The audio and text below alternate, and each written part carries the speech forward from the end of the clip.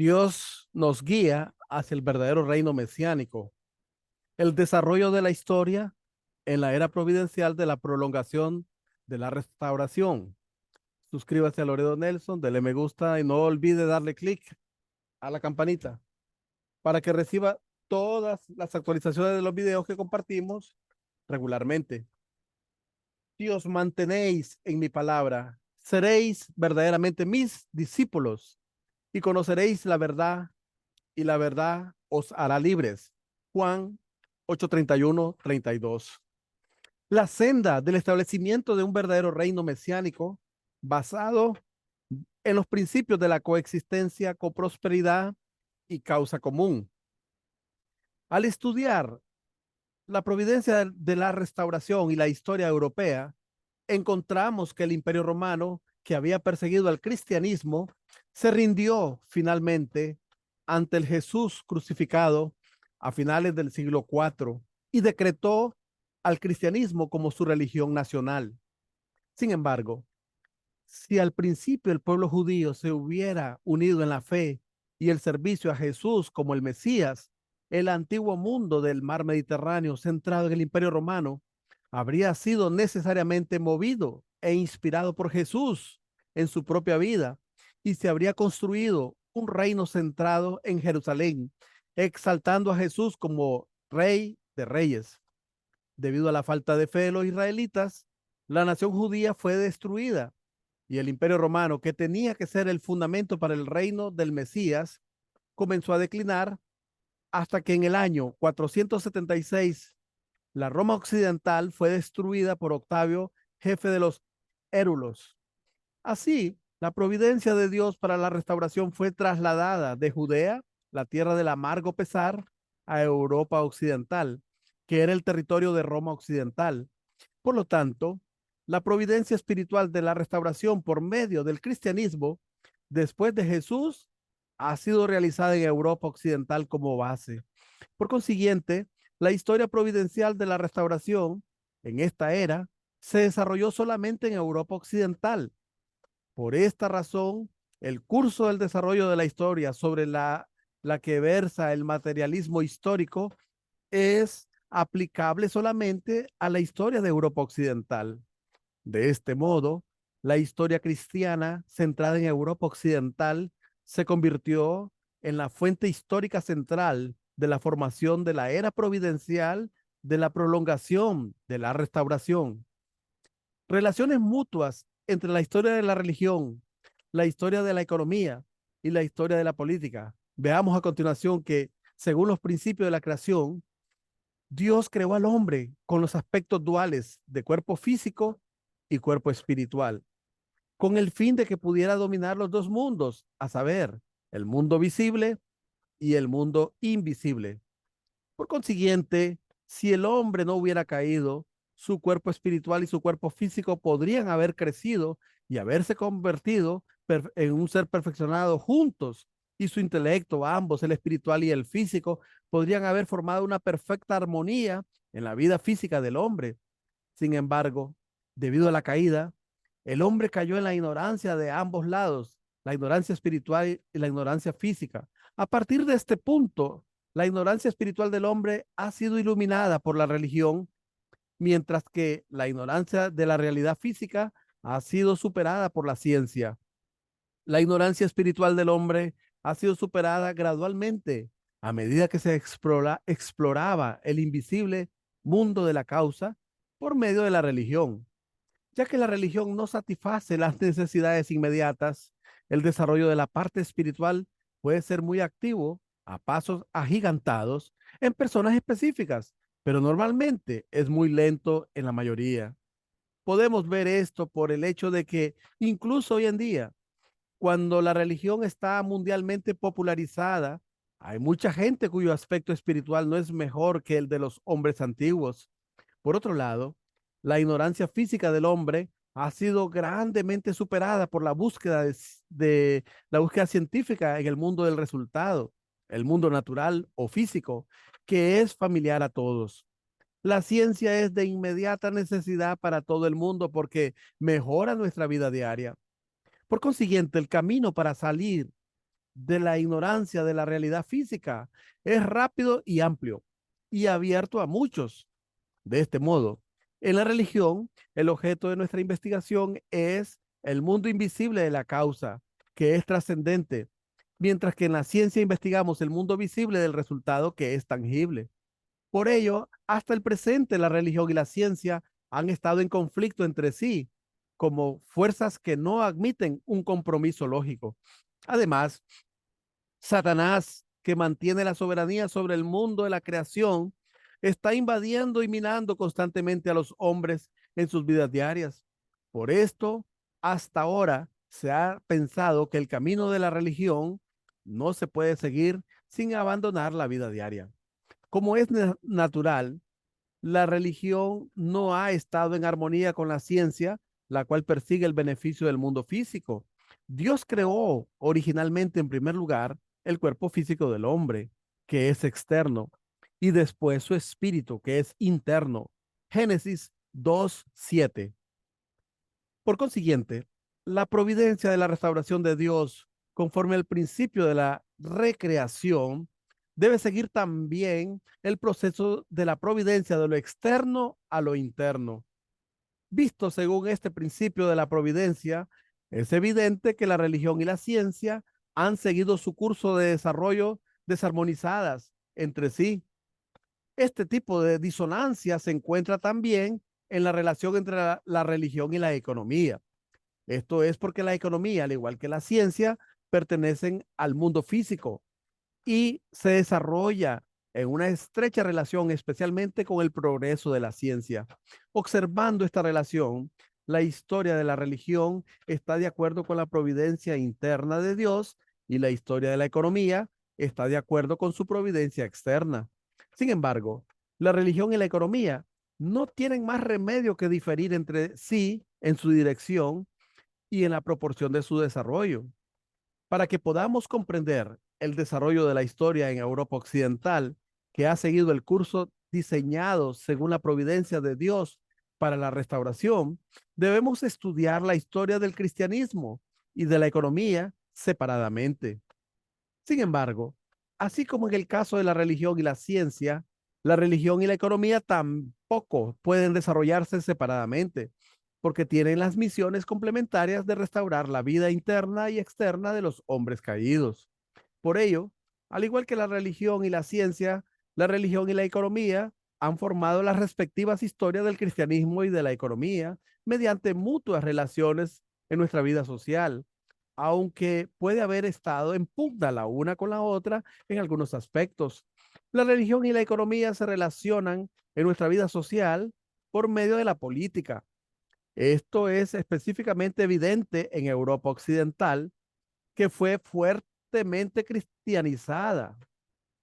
La política en Europa Occidental debió haber armonizado por medio de la vida social el desarrollo económico, que siguió al desarrollo radical de la ciencia, con el movimiento del cristianismo, que aún no había podido tomar ninguna dirección clara en la providencia de la restauración. Por lo tanto, la historia política de Europa Occidental se encaminó en una nueva dirección. En consecuencia, con el fin de comprender exactamente el desarrollo histórico de la providencia de la restauración, debemos estudiar también por separado la historia política. Estudiamos el curso del desarrollo de la historia de la Europa Occidental hacia finales del siglo XVII. Según la historia de la religión, la sociedad democrática cristiana se formó en este periodo, con el colapso del reino espiritual bajo la absoluta autoridad del Papa, que tuvo lugar debido a la reforma religiosa en 1517. Los hombres medievales se liberaron de la vida de fe y de su sujeción al Papa, y todo el mundo podía conducir su vida de fe libremente, centrados en la Biblia. No obstante, políticamente este periodo vio el apogeo de la sociedad monárquica absoluta, mientras que bajo el aspecto de la historia de la economía, aún existía la sociedad feudal bajo el sistema del señorío. De este modo, la sociedad en este periodo era una sociedad democrática bajo el aspecto de la religión, una sociedad monárquica bajo el aspecto de la política y una sociedad feudal bajo el aspecto de la economía. Por lo tanto, con el fin de comprender el carácter de esta época, desde el punto de vista de la providencia de la restauración, debemos considerar sus cursos de desarrollo por separado. Entonces, debemos conocer por qué el desarrollo histórico en el periodo de la providencia de la restauración, la era del Antiguo Testamento, no tuvo que pasar por un proceso semejante. En la sociedad antigua, ya que la ciencia estaba paralizada, el desarrollo de la economía estaba estancado. Los israelitas de la era del Antiguo Testamento, en la que su modo de vida era el mismo para todos, llevaban una vida simple bajo un sistema social basado en la relación de señor-siervo, en la que tenían que obedecer la ley estrictamente bajo el mando de su líder. Por consiguiente, su vida religiosa era realmente su vida social. Por lo tanto, en este periodo, la religión, la política y la economía no podían gozar de un desarrollo por separado. Estudiemos ahora de qué forma se desarrolló la historia desde los puntos de vista de la religión, la política y la economía en la era providencial de la prolongación de la restauración, la era del Nuevo Testamento. La sociedad de clan del lado celestial se formó a causa de la división de la sociedad colectiva primitiva satánica, debido a la tendencia de la mente original del hombre en relación con la providencia de la restauración de Dios, la cual lleva a cabo la separación de los hombres que cumplen la voluntad de Dios. Del mismo modo, con la crucifixión de Jesús, la nación escogida de Dios cayó en manos de Satanás y Dios no podía realizar su providencia de la restauración con la sociedad tal como estaba. Por consiguiente, Dios dividió la sociedad y llamando a los cristianos fervientes, estableció la sociedad de clan cristiana. Así como en la era del Antiguo Testamento, las 70 personas centradas en los 12 hijos de Jacob habían comenzado su curso providencial formando la sociedad de clan israelita. Los 70 discípulos y los 12 apóstoles centrados en Jesús comenzaron su curso providencial formando la sociedad de clan cristiana. Ya que la sociedad de clan cristiana era una sociedad cristiana primitiva, no había necesidad de ningún sistema organizado en su política y economía en aquel periodo. Por consiguiente, en este periodo, la religión, la política y la economía no podían gozar de un desarrollo. La sociedad cristiana de clan prosperó gradualmente mientras era perseguida amargamente por el Imperio Romano, formando finalmente la sociedad tribal cristiana. Entonces el Imperio Romano Occidental cayó por último en el año 476 después de Cristo, debido al gran movimiento de naciones que comenzó en la última parte del siglo IV.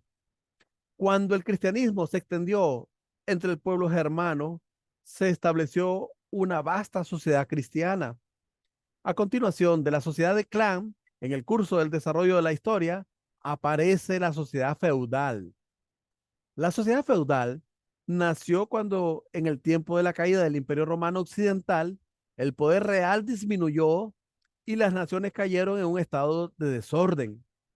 A partir de entonces, la sociedad cristiana de Europa Occidental comenzó a tener su religión, política y economía diferenciadas, teniendo cada una de ellas su propio curso de desarrollo por separado.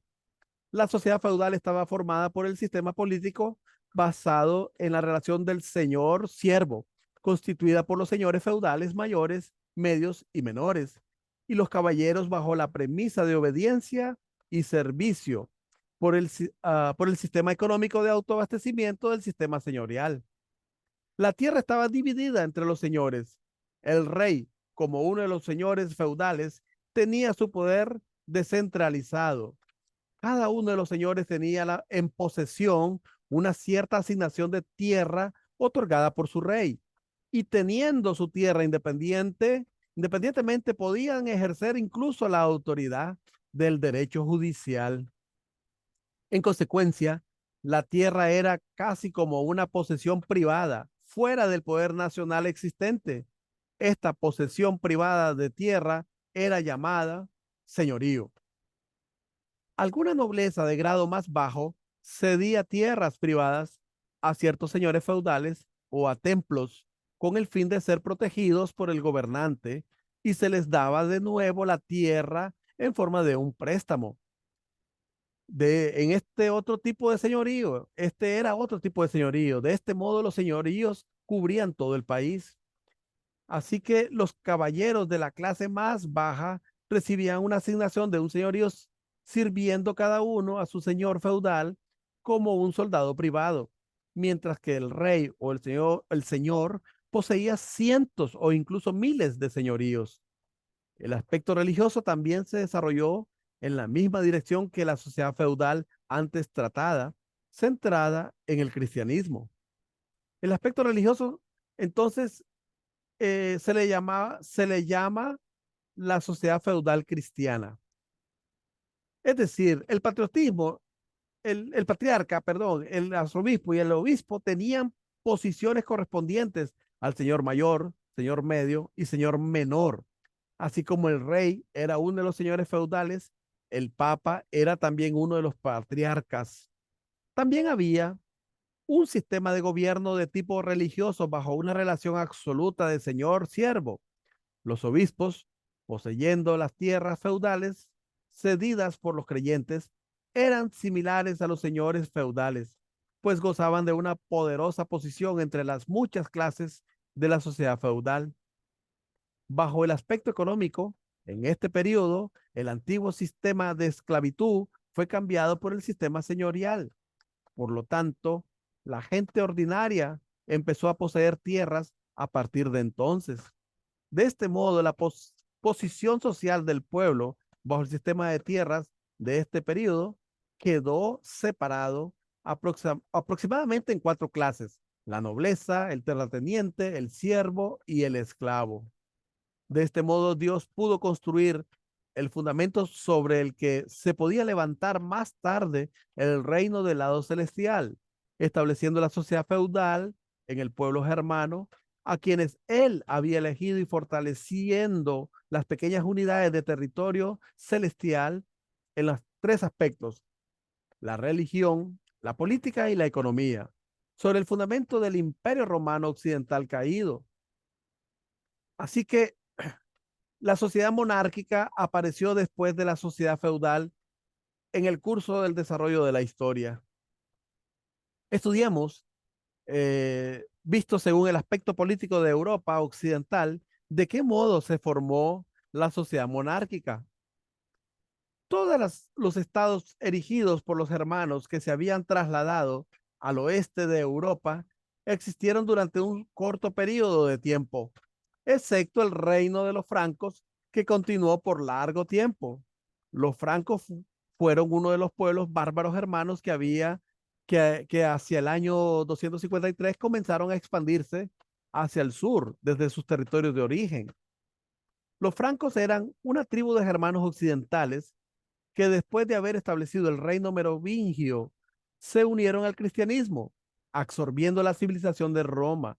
Formaron en el oeste de Europa un mundo romano con una herencia germánica. Después de la caída de este reino, Carlos Martel expandió su poder expulsando a los moros que habían invadido el sudoeste, mientras que su hijo Pipino erigió el reino carolingio. Carlos Magno, hijo de Pipino, que había estimado en alto grado la teoría de la teocracia de San Agustín, pensó establecer una nación monárquica con esta teoría como la ideología nacional al llegar a ser rey. Carlos Magno estableció el poderoso reino de los francos, unificando a Europa central y estableciendo la seguridad del oeste de Europa, que estaba en el caos a causa del gran movimiento de las naciones. La sociedad monárquica cristiana que siguió a la sociedad feudal, vista según el aspecto religioso, era la sociedad de un reino espiritual sin tierra, establecido con el Papa como centro, sobre el fundamento espiritual para recibir al Mesías. El Papa León III ordenó a Carlos Magno en el año 800 después de Cristo, coronándole como emperador y dándole el derecho divino. De este modo, el reino espiritual que había sido establecido con el Papa como centro y el reino de los francos, que había sido erigido políticamente, se unieron entre sí y formaron el reino cristiano.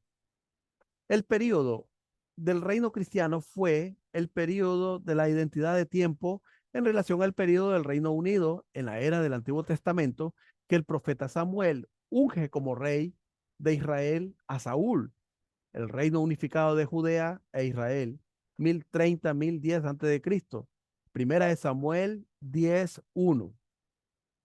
El propósito de que el periodo monárquico siguiera el periodo feudal era formar una mayor soberanía celestial para su gente y su territorio al unir la sociedad feudal. El periodo del reino cristiano fue el periodo de la identidad de tiempo en relación al periodo del Reino Unido en la era del Antiguo Testamento.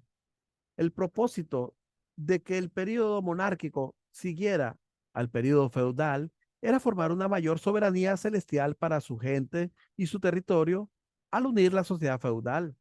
Por consiguiente, si el Papa, que había estado estableciendo el fundamento para restaurar el mundo sustancial desde el punto de vista del arcángel, hubiera obedecido en la posición de Caín al rey después de haberle bendecido, y si el rey hubiera establecido el reino cristiano completamente bajo la voluntad de Dios, dirigiendo su gobierno a realizar el ideal mesiánico siguiendo la ideología del Papa, este mismo periodo podría haberse convertido en los últimos días en los cuales podrían haber recibido al Mesías.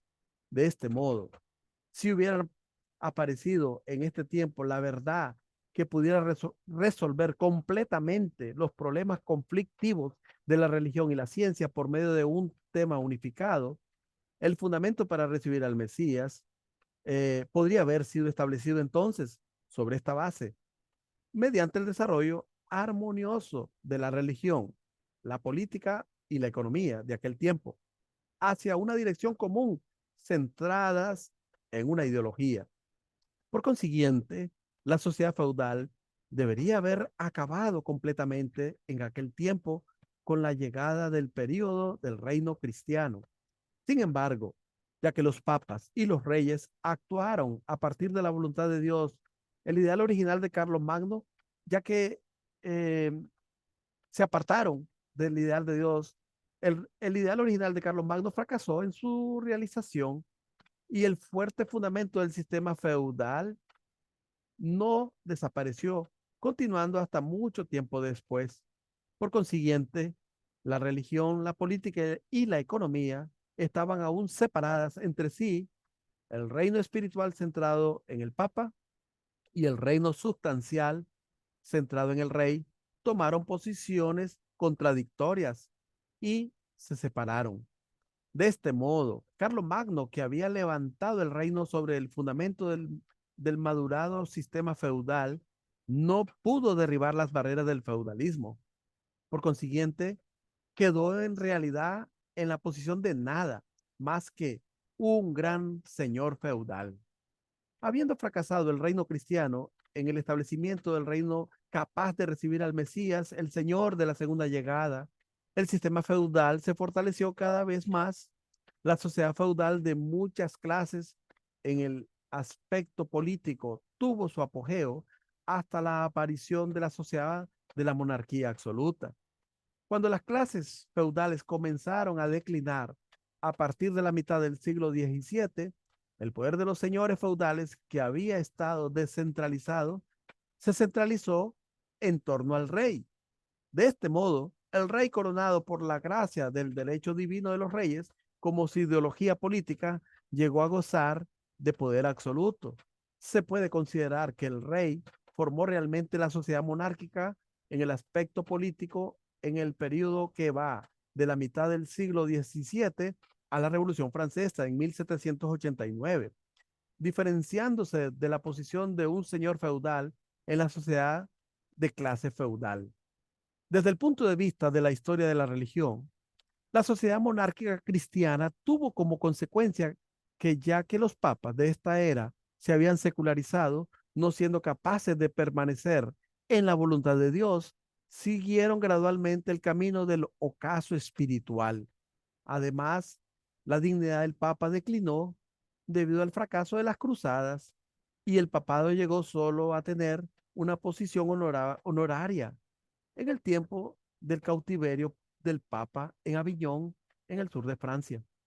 De este modo, la sociedad monárquica cristiana, que era el reino espiritual centrado en el Papa, continuó hasta el brote de la reforma religiosa en 1517. En cuanto al curso del desarrollo económico, en este periodo persistió el sistema económico feudal, incluso en la sociedad de la monarquía absoluta, en la que el sistema político estaba centralizado después del declive del sistema feudal. De este modo, no solamente en el aspecto de la economía agrícola, sino también en las otras esferas económicas que se estaban cambiando al capitalismo, el sistema económico no pudo trascender los límites del feudalismo hasta la Revolución Francesa. Incluso los granjeros independientes, terratenientes que confiaban en el poder del rey con el fin de oponerse al gobierno del señor feudal, no pudieron eliminar las limitaciones del sistema feudal, mientras que los fabricantes que conspiraron con el rey, conociendo las desventajas de la división del feudalismo, finalmente acabaron siendo ellos mismos mercantilistas feudales. La sociedad capitalista, entonces, después del feudalismo, en términos de economía, vino la sociedad capitalista y luego siguieron a esta la sociedad imperialista.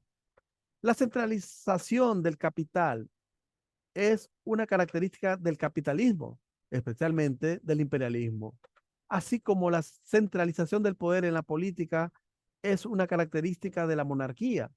El capitalismo comenzó a brotar desde el principio de la sociedad de la monarquía absoluta a mitad del siglo XVII y llegó gradualmente a su madurez después del periodo de la Revolución Industrial en Inglaterra.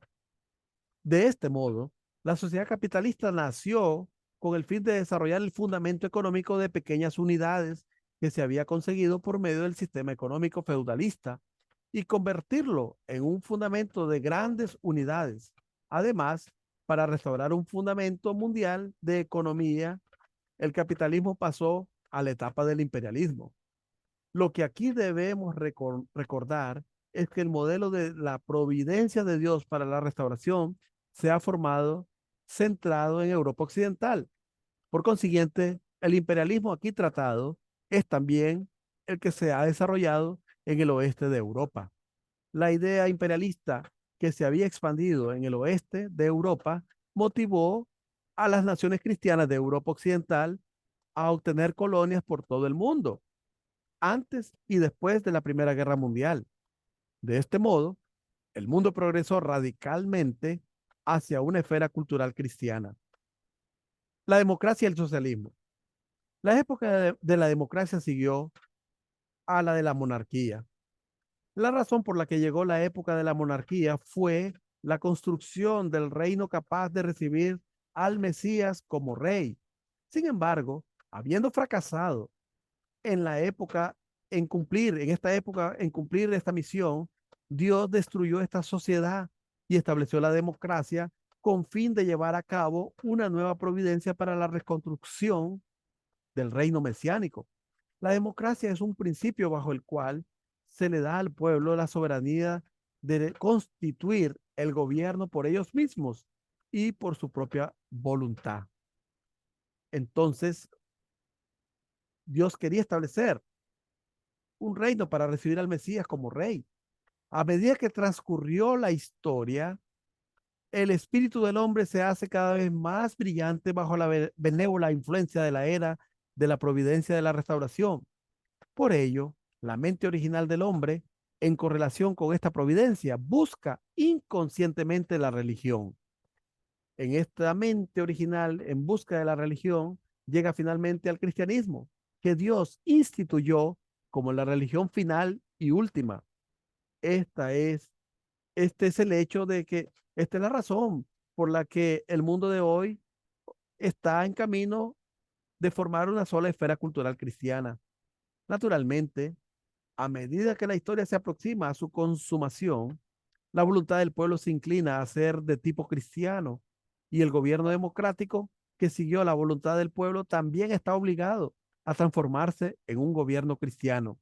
De este modo, cuando el Mesías venga de nuevo a la sociedad bajo el gobierno democrático, bien madurado por el espíritu cristiano, podrá establecer la soberanía de Dios sobre la tierra por la voluntad del pueblo, restaurando así el reino de los cielos en la tierra. Debemos saber entonces que la democracia es, en definitiva, el principio político en la providencia final de Dios para aniquilar la dictadura del lado de Satanás y para restaurar de acuerdo con la voluntad del pueblo la soberanía de Dios centrada en el Señor de la segunda llegada. De este modo, el espíritu democrático que se levantó contra la monarquía absoluta a finales del siglo XVIII motivó las revoluciones democráticas en Inglaterra, América y Francia, hundiendo la sociedad monárquica y estableciendo el fundamento de la sociedad democrática. En el próximo video estudiaremos el reino capaz de recibir a Cristo del retorno.